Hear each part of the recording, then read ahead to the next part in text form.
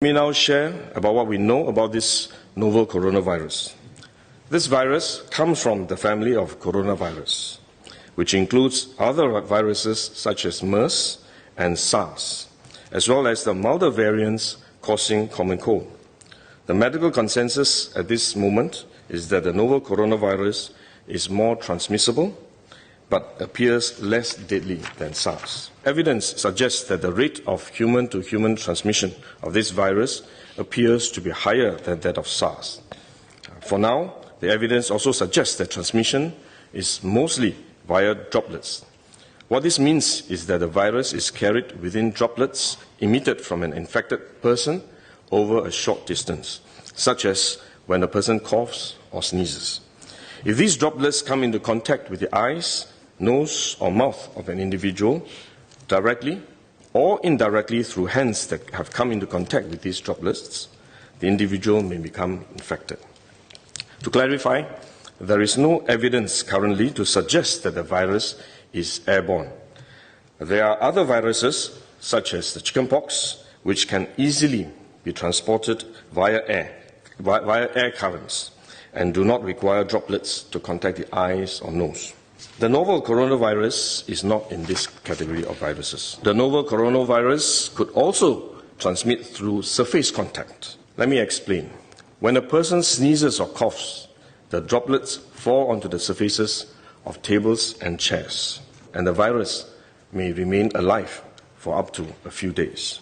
When someone else touches the surfaces of these tables and chairs, the virus can be transferred to his hands, and if he then rubs his eyes or nose without washing his hands, he may become infected. So we should wash our hands. This is also why we only quarantine the close contacts of confirmed cases. For more transient contacts, such as individuals that the confirmed cases may have walked past in malls or hotels, the risk of transmission is low. For coronavirus generally, the person is most infectious when he is displaying symptoms, or what you call symptomatic.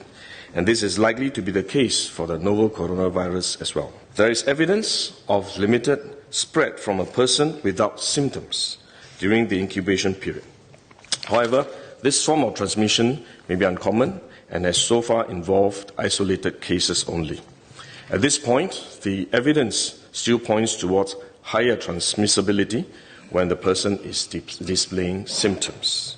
As such, medical professionals, both overseas and in Singapore, have advised that the most effective way that we can protect ourselves is to practice good personal hygiene. We should regularly wash our hands with soap and water and avoid touching our face with our hands. These may sound simple, but actually they are very difficult to do because all of us touch our face all the time. Even at a meeting when we have on this ministry task force, while I was speaking, I was touching my face until Minister Lawrence Wong nudged me with his elbow and said, "Stop touching your face." So it is simple but extremely difficult, but are actually very effective in preventing all kinds of infection.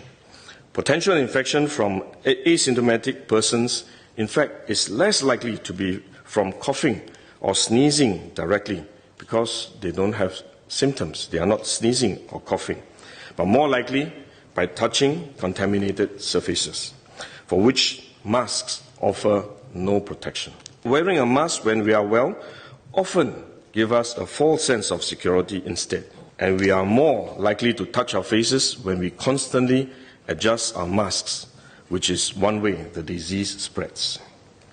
At the same time, we need to protect others, our loved ones, friends, colleagues, and fellow Singaporeans that we come into contact with. If we are sick, we should rest and recover at home as far as possible.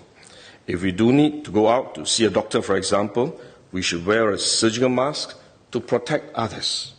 So this is when mask is needed, when we are unwell and have to go out.